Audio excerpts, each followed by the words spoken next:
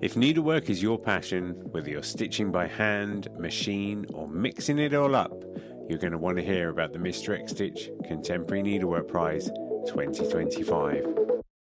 This prize celebrates the best in modern stitch, and it's open to creatives from all around the world, whether you're a student or an emerging artist or a seasoned professional.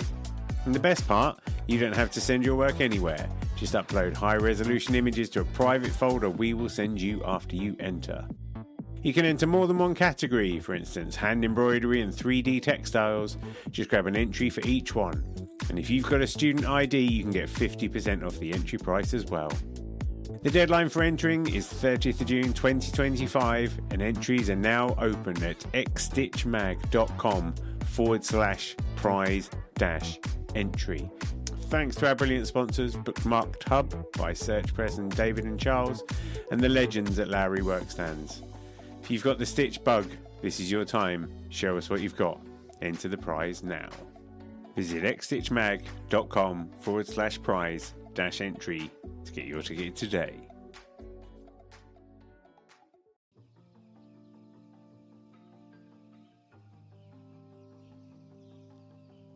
Peter Frederiksen is a Chicago-based machine embroidery artist whose cartoonish scenes depict moments of tension and terror. I love Peter's work. I've loved it since the moment I saw it. His ability to capture the Looney Tunes vibe through his free machine embroidery pieces is unparalleled. Somehow Peter has carved himself this niche with this work in which he takes moments. You see, the thing with cartoons is they're violent, but we don't clock how violent they are. And what Peter does is he suspends moments in time, moments of tension, the moment where a door bulges, the moment where knives are flying through the air. He captures these moments with his machine embroidered pieces and gives us pause for thought, gives us time to consider how dangerous these moments are. It's awesome work. It's such a great style. The way Peter does his work, the way his work has evolved over a relatively short space of time, the power, the passion, the humour that goes into his work. I was looking forward to talking with Peter the minute we set this up, and he does not disappoint. So I think you're going to enjoy this first part of our Needle Exchange. I'll say no more. Go and find him on Instagram if you don't know what I'm talking about. But if you understand cartoons at all, if you've ever had that kind of like Bugs Bunny, Wile E. Coyote, that kind of territory, you know, you'll understand what we talk about, and I think you're going to enjoy it. Thanks for listening to the show. If you do enjoy the show, please share this show with one other person who you think will enjoy it. That would be appreciated. And I'll see you next week for the second part of our chat. Enjoy the show.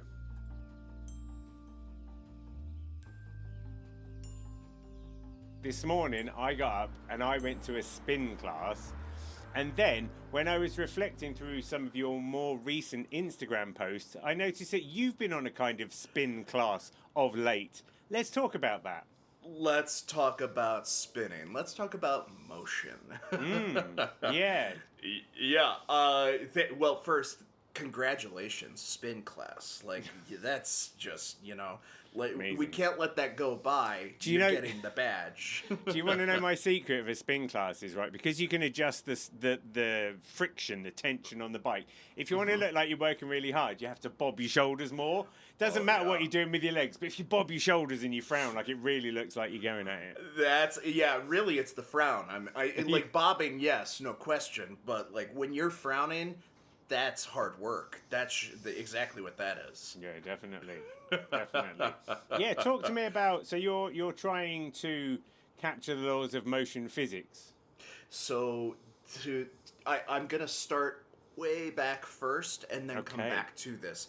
All right. The imagery that I draw inspiration from, the imagery that I utilize and use and steal is all, it's, you know, cartoon. It's cartoon inspired, and it's cartoon, like, direct reference, and it's all, I you know, forgive me if I'm over explaining here, but no, do it. Good. It's all Warner Brothers cartoons, so it's Looney Tunes, and it is, you know, honestly, a little bit of Batman the Animated Series from the 90s, but nice. Just here and there. And that so this is just what I've been drawn to. It's what I've and I can explain more of that in a bit. But the idea is that I wanted to kind of everything that I've done previously, everything that I've been doing the last, call it 5 years or so, has really, it's been kind of like snippets in time. It's been very like still, but also like action points or surrounding action points. So, you know, it's the moment before somebody steps on a banana peel, or it's the morning, or the moment before somebody like, you know, like a bomb goes off or something like or that. Or the bulging of a door. That kind of or thing. Yeah, exactly. It's the moment before somebody breaks through a door. Like, it's those kinds of moments. And I kind of wanted to see what it would be like to show the moment, like you know, the moment where like the slap lands and a character spins around in a circle because it struck them so successfully, you know. So it very much about like showing the action as opposed to showing what is building to the action. It's kind of almost a release. So yeah, I've been doing these motion blurs, and everybody knows, like, you know, if people are listening to this, I hope they do. But if anybody is hearing this and they don't know what the fuck I'm talking about, they do. Like, you know, it's any character spinning around, and you get that blurry cyclone look. You know, it's you can think Tasmanian Devil would be the easiest one to choose, wouldn't it? It's perfect. I haven't done a Taz yet, but that's the perfect example. Yes, yeah. So that kind of, yeah. Well, it's a blur. It's a blur. That's what it ends up being.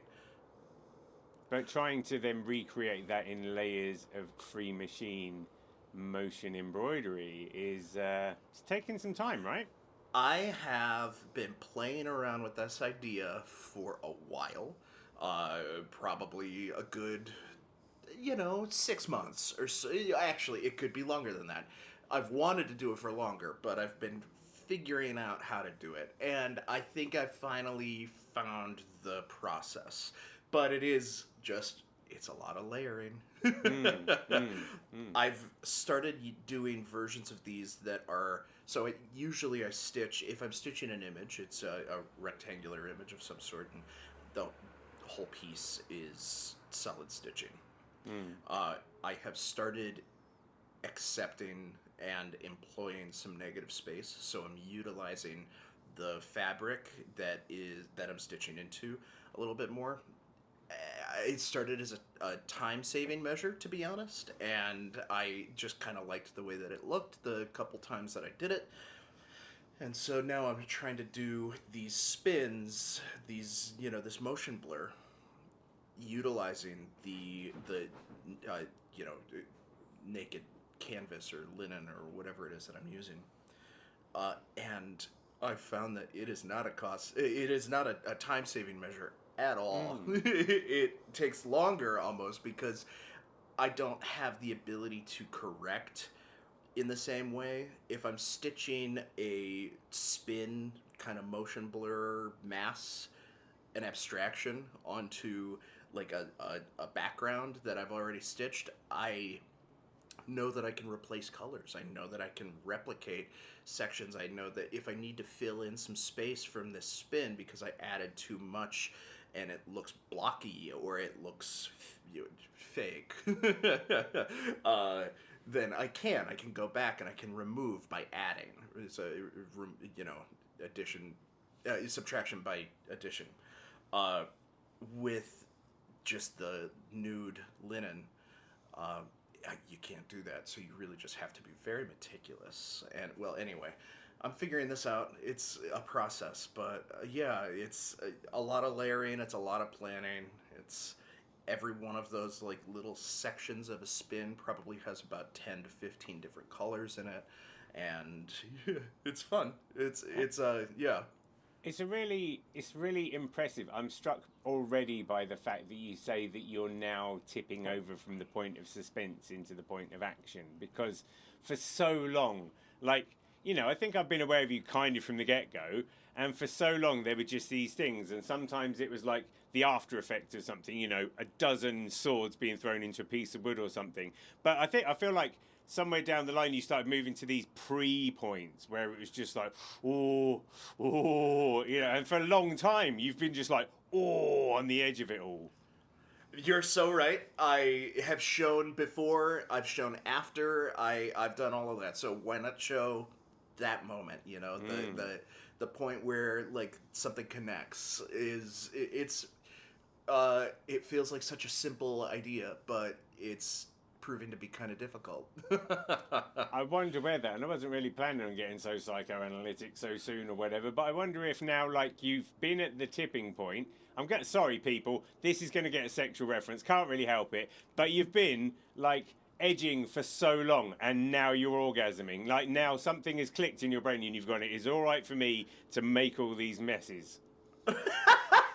To call it a mess after that is, you know, yes. I was trying to be clean somehow. You tried. The effort was there. So yeah, I wonder. I mean, I don't know that there's anything necessarily in my life where it's like, oh yeah, finally I can release. But you know, it's not for a lack of interest in the before and after moments either. I just wanted to, I don't know, you know, I so fear that that my whole shtick could get stale, and like I don't know, you know, like it's tough because I feel like I've like set some guardrails in place for what it is that I do, like you are in the fortunate position to speak to exclusively people that work in fibers, but like you also know that those people are few and far between in the like grander scheme of the art world, and like that's fortunately changing. Like more and more people are making fiber work, and more people are getting acknowledged for that, but it's still, I don't know if you would agree with this, but my experience is it's still a bit of a novelty. Yeah. So being able to have that as like something that I can fall back on is, I'm calling it a guardrail for right now. I don't know if that's super fair, but it is. But then the other thing is I'm utilizing imagery that has a fandom. I'm utilizing imagery that has existed for 70, 80 years, and shit, 90 for some of them, and I am, I worry that people look at my work and say I like this because it looks like it could be Bugs Bunny, and so to be able to take that and like, you know, already I'm not showing faces. I don't do that. I show hands. I show feet. I show on sometimes just empty rooms, and that's enough of a reference for me. But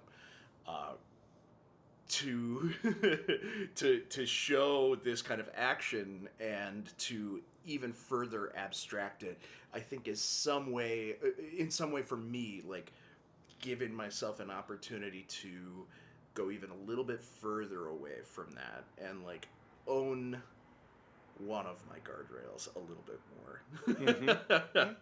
Does that make sense? It sounds like the artist's journey, though. Do you know what I mean? I think I'm still fascinated with how you got to this place in the first place, and it is a place that you own, and it's a place that I feel like there'll be a lot of other people who've gone, why did I never think of that? But you own it, so it's kind of fine. So before we go back into psychological mode or whatever, let's go all the way back to young Peter. Hello, young Peter.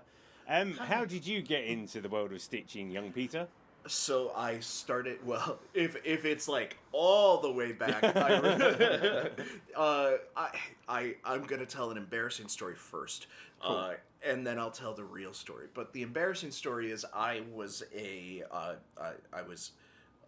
little, you know, alternative kid in sophomore year of high school, and I had a home economics class in my 7th grade middle school class. We in that class we were tasked with making certain apparels, pieces of apparel. I made a hooded sweatshirt, and I just kind of really enjoyed the process, and I started to take my alternative, quote unquote alternative sensibilities, and I just put a bunch of, patches of the fucking bands that I liked on this thing. And so it was just covered in patches. It was the kind of like rag that I wore most days for a good year or two even. And one day I was really, I liked the band Rage Against the Machine because who didn't? You should still. Yeah. But I really wanted a patch that showed like a symbol that they had of a spray painted silhouette with a fist raised in the air, because again, a white middle class child really felt that, So I couldn't find this patch anywhere. I didn't know that it even existed, so I decided I was going to make it. So I picked up a needle, and I took, unbeknownst to me, the worst possible piece of fabric, a little swatch of leather. Yeah, I thought leather, it's gonna stand the test of time, this thing. Well, Oh, absolutely. And so I just started, I figured out how to embroider. I never finished it. It was way too difficult. I was using pliers just to get the needles through, and I bent and broke so many needles just trying to even start this thing. But that was the very first moment where I was like, this is a thing that you can do. And then in college, I went to a school in Chicago called the School of the Art Institute of Chicago. And I was in my first year, and the deal with this school is, and I only went to one art school, and I did drop out, so yeah, you could fill a book with what I don't know about art school. But in this school, which could be the case for all of them, there's a core class when you first start. And the core class, what they do is they make sure that you get experience in all parts of art. So chances are you went to art school with the intention of, like I did, I went with the intention of doing painting and drawing. That was what I did. I loved painting, I loved drawing, I wanted to do more of it. And they, at this school, rightfully said, great, it's good to know that. In this first year, you're going to have a class, and for 2 months you're going to do painting and drawing, but then for 2 months you're going to do sculptural objects, and that is inclusive of things like working with clay, going to the wood shop, stitching, things like that. So yeah. So, then the section where it's all performance based, and you do sound art and you do film work, and then anyway. So I was stitching one day. I was showing an affinity for it or something, and one of my instructors was like, you think very, this was not supposed to be an insult, but she said, you clearly think very two-dimensionally. So, have you ever considered embroidery? Seriously. And I hadn't really, but I was like, I'm going to dig into it. I figured out some hand embroidery stuff by myself, and then I found a class with an artist whose name is Daryl Morris. Daryl Morris. Do you know him? Do you know his work? I've heard of him. Yeah, for sure. He's incredible, and such a funny, weird guy. And I took a class with Daryl Morris, and his class was all about humor. It was primarily it was a fibers class, but it was about employing humor. He made funny work. He made a lot of self-deprecating. He grew up in Kentucky, and for those that don't know anything about the States or about Kentucky specifically, he called himself a hick, and that tracked. Other states may be more metropolitan. Yeah, I would say, yeah, we would call it rural. It's a little bit more rural. Yeah, the rural juror and all that. Yeah, exactly. So Daryl, he taught he did embroidery. That was his practice.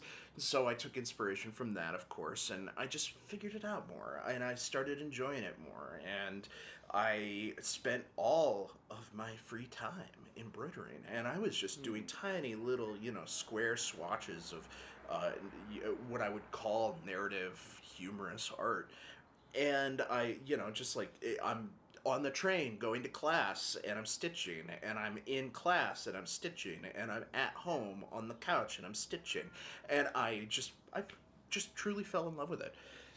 And then I mean, as far as imagery goes, I've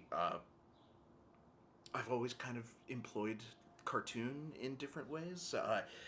I've really liked when I was doing those hand embroideries, I was definitely focusing more of like a 1970s, like chunky, chubby fingered kind of animation style.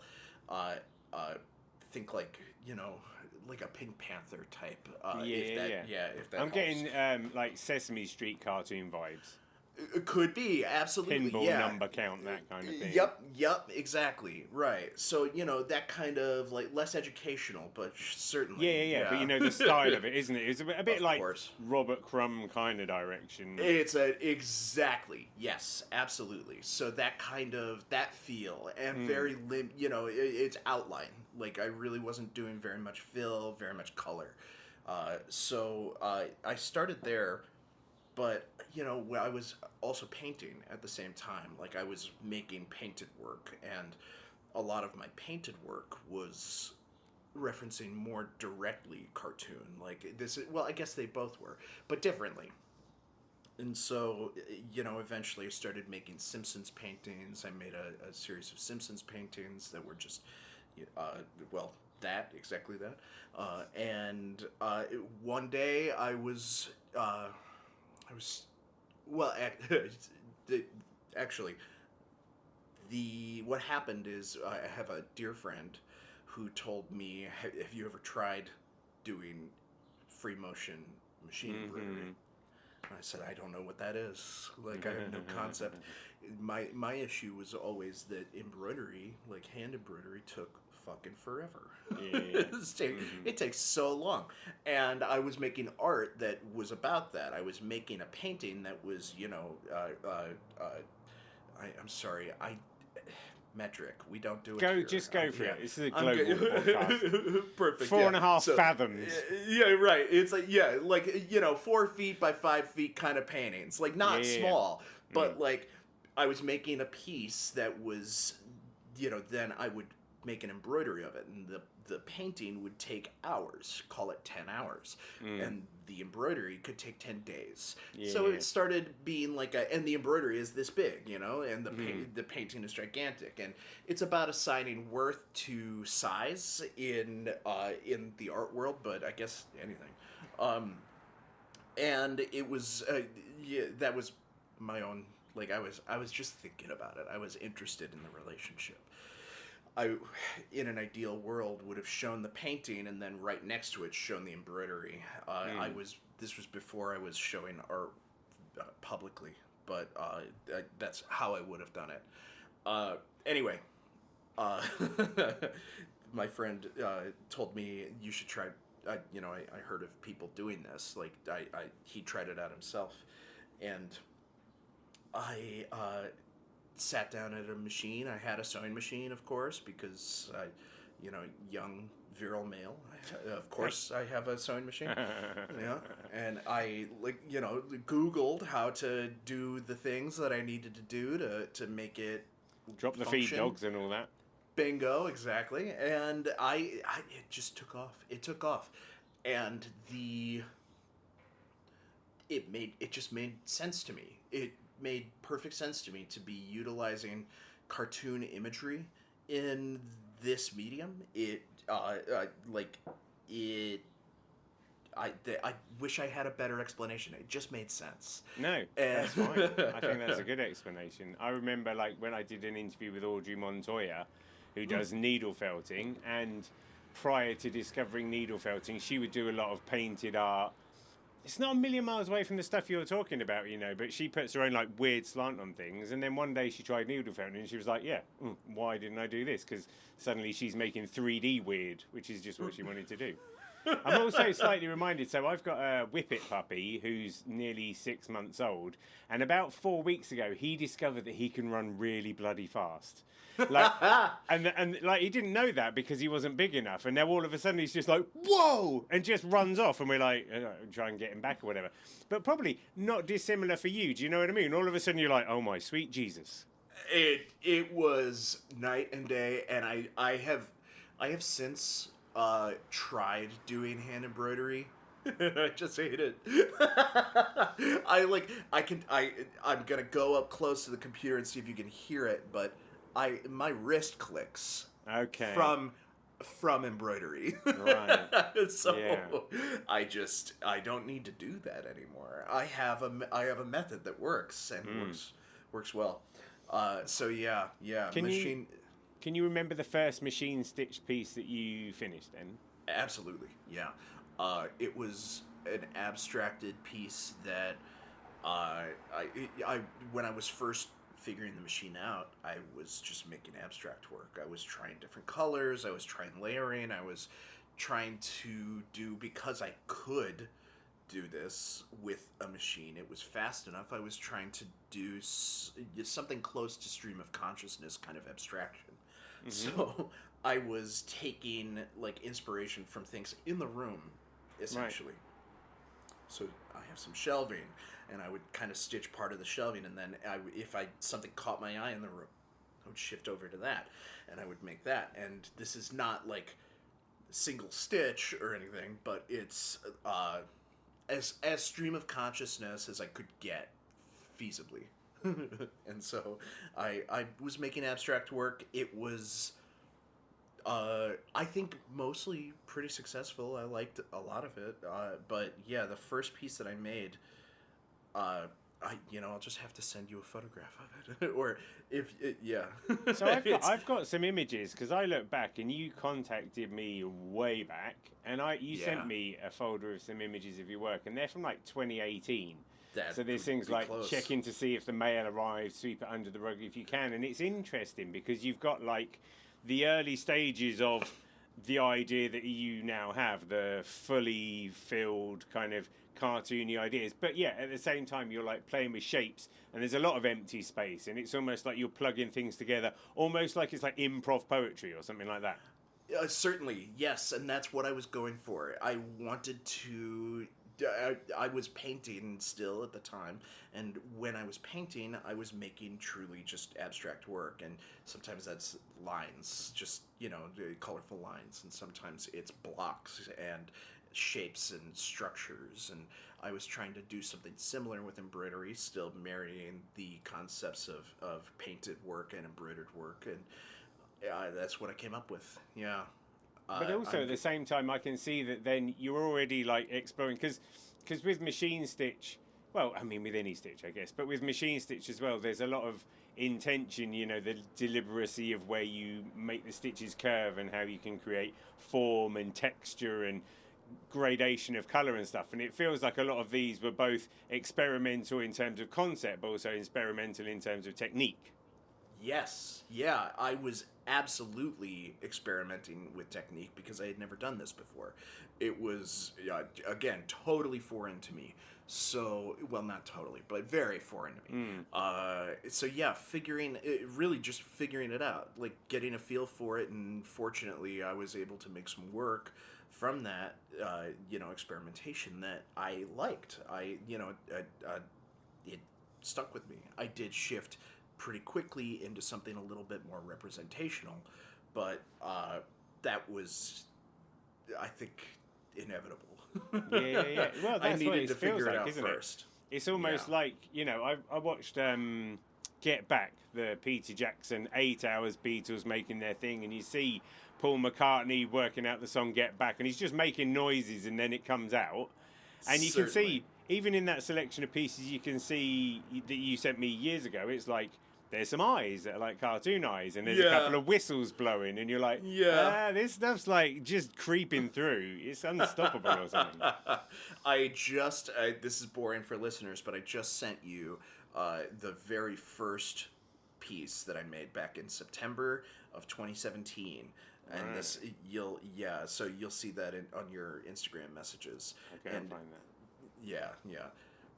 It's, again, purely abstract, but like it was definitely me figuring it out. And there's some blending, and there's some like, definitely. I'm looking at it now, and I can see where I was paying attention to like directional stitching versus something a little bit more haphazard, and certainly some elements of black work in there, which were probably with an intention of like tidying sections up. I like that. So that's from 25th September 2017. Yeah. And you can already say that, like, because there's a thing, I sort of remember, like, I tried to learn roller skating, right? And at first I couldn't do it. And then there's a tipping point when you can't do it as well as you think you ought to be able to do. And it almost feels like you've just come out immediate and gone, oh, this isn't working the way I mean it to, or something. That's very much, absolutely. But I was still happy with the product. Like, I started something, and like there was, you could see in this piece, like a lot of correction that went into it. And then like at some point I probably just, this is remembering a little far back at this point, but I just said, fuck it, like it's done. And I put it away. And I started another one. And I did a series of these that were, probably, I have to imagine I did like 10 of them before I started doing something more representational. And that's just where it went. and then you got your cartoon on, as it were. And then, so when did the idea, of like the violence or that, because that's the thing that a lot of your work's about, and that's the like, so I've got a 5-year-old and a 7-year-old now, and we watched some Looney Tunes recently, and I was like, oh my god, they're killing each other. Absolutely, yes. But when I was a kid watching it, I was like, this is brilliant. When did that idea of a theme emerge? I wish that I didn't have to attribute this to Donald Trump, but I absolutely do. Like, I know, I know, that's the right face to make. Back when he was first running in 2015, 2016, he still harps on this, of course. He still rings this, bell, this dog whistle, but, he talks about the concept of the past being a better time, and like we need to go back to this better time when things were like good and wholesome and that kind of, and of course this is disregarding the fact that like in the times that he's talking about, the 1950s or whenever the fuck, like this, you're talking about a broken country and a racist country that is it is perpetuated today. And the concept of a better time always just kind of irked me. Like, it felt very very selective, and it felt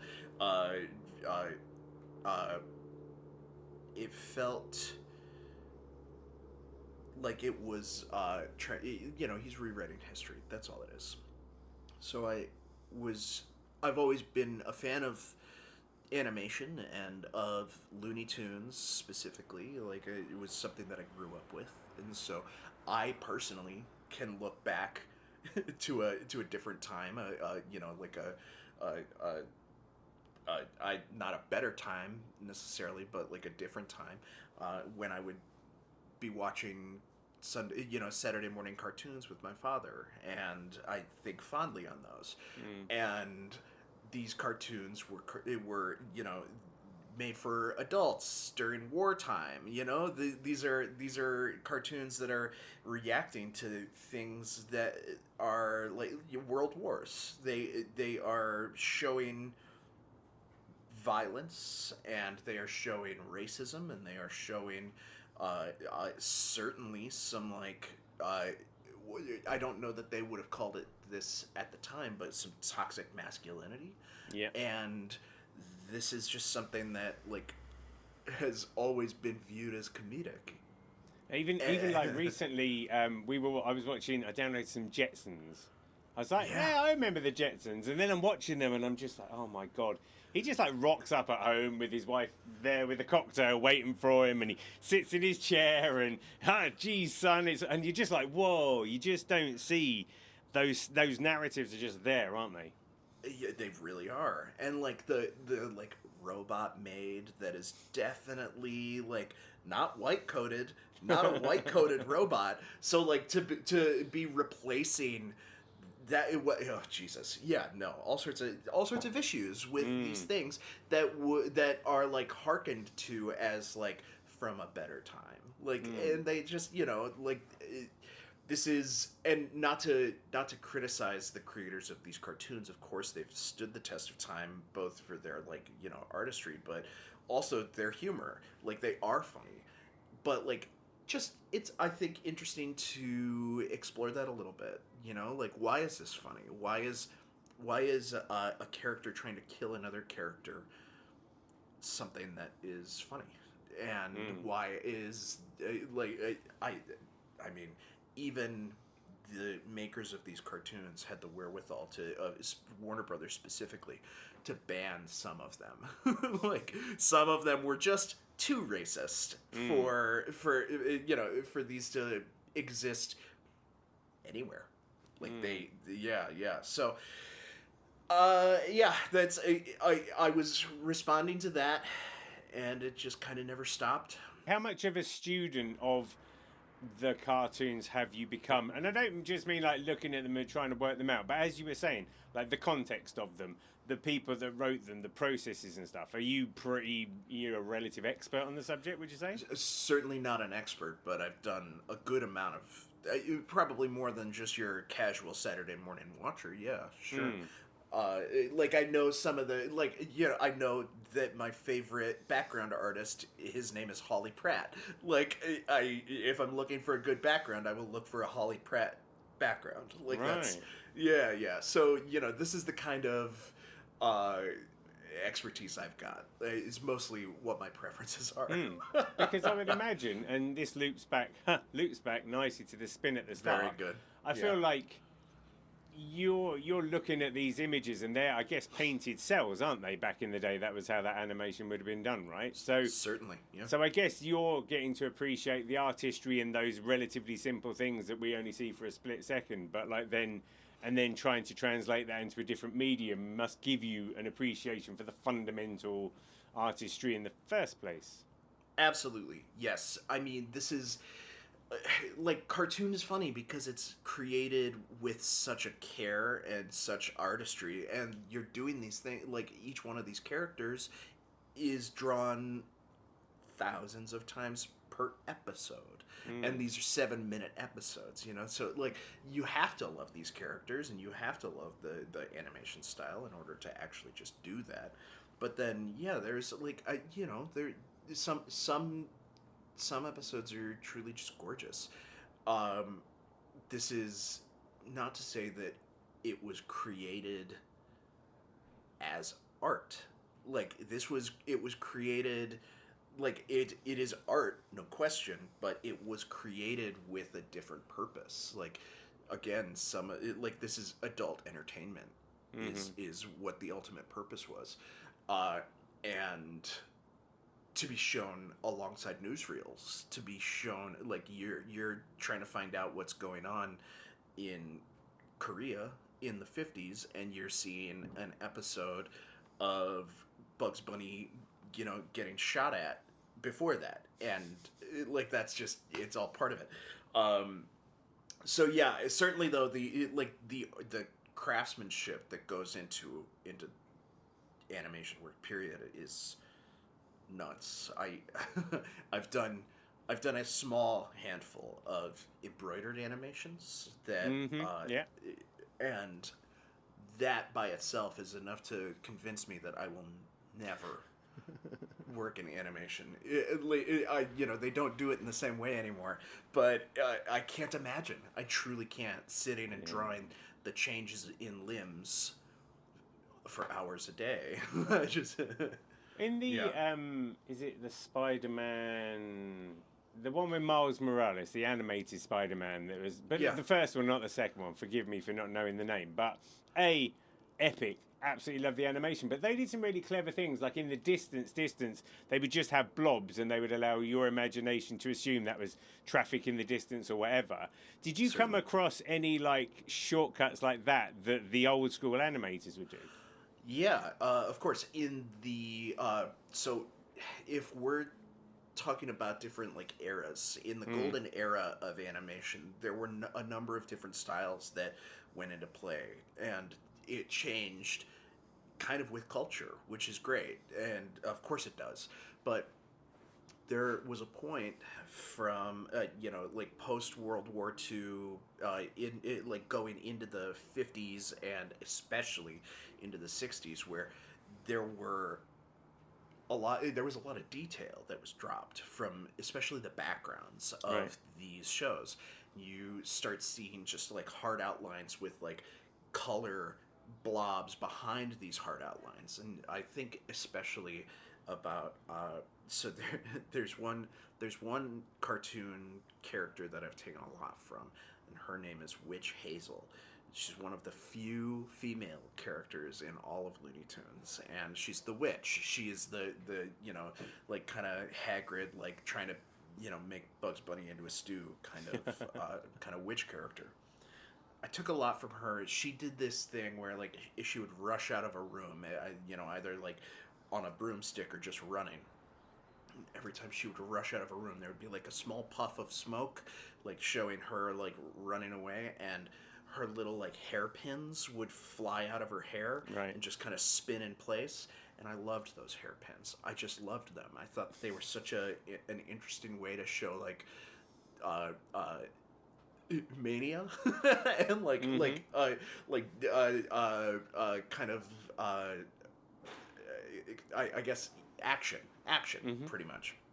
So I used a lot of those, but her character is from an era where all of the backgrounds are really kind of like color blob, and then drawings on top of that, just simple line drawings that are like implying a room more than anything. Right. Yeah. So yes, going from very detailed, like painted, organic looking backgrounds to something that is way more abstract happened over the course of a couple of years. Right. That's interesting. It's making me think of the Aristocats, which was like, that was from 1970, but it was of that sort of 60s and big rectangles of colour. And the illustration's fine because it's a Disney film, isn't it? And it's all like fancy architecture and stuff. But that same kind of thing, it feels a bit jazz. It feels a bit like... Jazz is a great word for it. It's a great word for it because it does. It like feels very like I definitely ascribe it more to the 60s, I guess. I don't know why, but like you kind of feel like a hi-hat when you look at that, and like you see a lot of starbursts in those cartoons, which like especially in like the intros, like you don't they call it Atomic Diner or something like that? Isn't that a bit of a phrase for that? That certainly could be, but yeah, like it's that 1950s, yes, absolutely. It's it's cute, it's fun, yeah. So Witch Hazel notwithstanding, do you have any other like characters that have really had an impact on you? Yeah, I did a lot with Sylvester.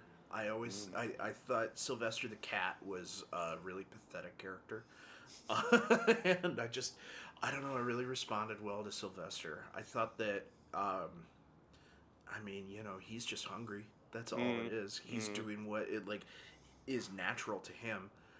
I also have cats, so that, it helps. But, Sylvester, I think I respond really well to the pathetic ones. And more than that, just the characters that are doing the hunting. So like like Yosemite Sam is a character that I love. Elmer Fudd is a character that I love. Wile E. Coyote. Certainly, yep. I've worked a lot with. You know what I like about Wile E. Coyote and like Roadrunner cartoons is they are so formulaic. Like you know what you're gonna get out of those, and if you're looking for some sort of like truly violent action, like you go to one of those cartoons. Yeah. Funny enough, characters that I hate, Taz. Hate him. I don't. It's one dimensional. Like there's nothing. It's mindless. It's mindless, and like there's just when your motivation is mindless, I just have a hard time taking anything from it. I guess. Yeah, I guess a lot of the other ones, and I lean towards Wile E. Coyote, Sylvester, because it's almost like they had these brilliant ideas. I got a brilliant idea of a way to catch you. I can't believe it's fundamentally gone wrong. But the ideas were like, I'm going to ship a thing in from Acme. It's going to be a massive firework. What could possibly go wrong? Exactly. Rocket shoes. Like it makes the most sense in the world. Like, I'm going to move so fast. I will finally catch what I've been trying to catch. Yeah, rocket shoes. Absolutely. Giant slingshot. No question. Yeah. Yeah, what could go wrong?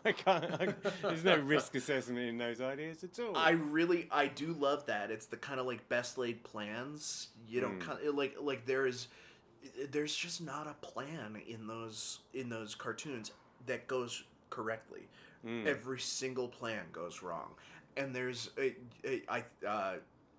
just something very human about that, I guess.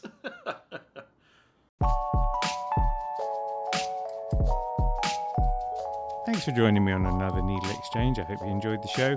I'd love to hear from you, so feel free to email hello@needle.exchange, that's NEEDL.exchange, with any thoughts, comments or feedback. And if you want to keep up with all the news, sign up to the Needle Exchange mailing list at bit.ly/NeedleExchange. See you next time.